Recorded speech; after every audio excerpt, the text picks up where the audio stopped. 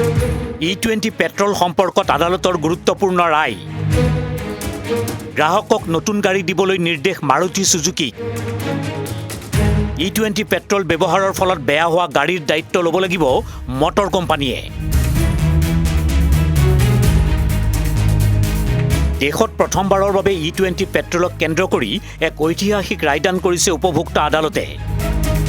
ইঞ্জিনৰ সমস্যা দূৰ কৰিব নোৱাৰাৰ অভিযোগত মাৰুতি সুজুকি ইণ্ডিয়া লিমিটেডৰ বিৰুদ্ধে কঠোৰ নিৰ্দেশ জাৰি কৰিছে আদালতে। ঘটনাটো ছত্তীশগড়ৰ ৰায়পুৰৰ।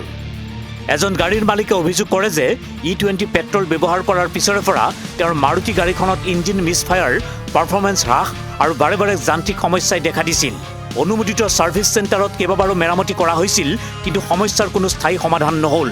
এই সংক্ৰান্তত মাৰুতি সুজুকি আৰু ডিলাৰে দাবী কৰিছিল যে গাড়ীখন E20 সামঞ্জস্যপূৰ্ণ আৰু সমস্যাৰ কাৰণ আন কিবা হ'ব পাৰে। কিন্তু উপভোক্তা আয়োগে এই যুক্তি নাকচ কৰে। আদালতে কয় যে E20 পেট্ৰল এতিয়া অধিকাংশ পেট্ৰল পাম্পত উপলব্ধ, সেয়েহে এই ইন্ধন ব্যৱহাৰ নকৰিবলৈ কোৱা বাস্তৱসন্মত নহয়।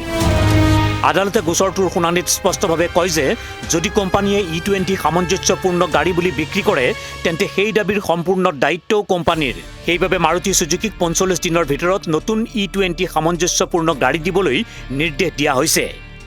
যদি সেয়া নকৰে তেন্তে গ্ৰাহকক গাড়ীখনৰ সম্পূৰ্ণ মূল্য ঘূৰাই দিব লাগিব। ইয়াৰ উপৰি মানসিক যন্ত্ৰণা আৰু হাৰাশাস্তিৰ বাবে ১ লাখ টকা ক্ষতিপূৰণো দিব লাগিব। E20 পেট্ৰলৰ ব্যৱহাৰ সমগ্ৰ দেশতে বৃদ্ধি পাই থকাৰ সময়তে এই ৰায়ে গাড়ী নিৰ্মাতা কোম্পানীসমূহৰ দায়বদ্ধতা আৰু গ্ৰাহকৰ অধিকাৰক নতুনকৈ স্পষ্ট কৰি দিলে। আপোনাৰ গাড়ী E20 সামঞ্জস্যপূৰ্ণ নে?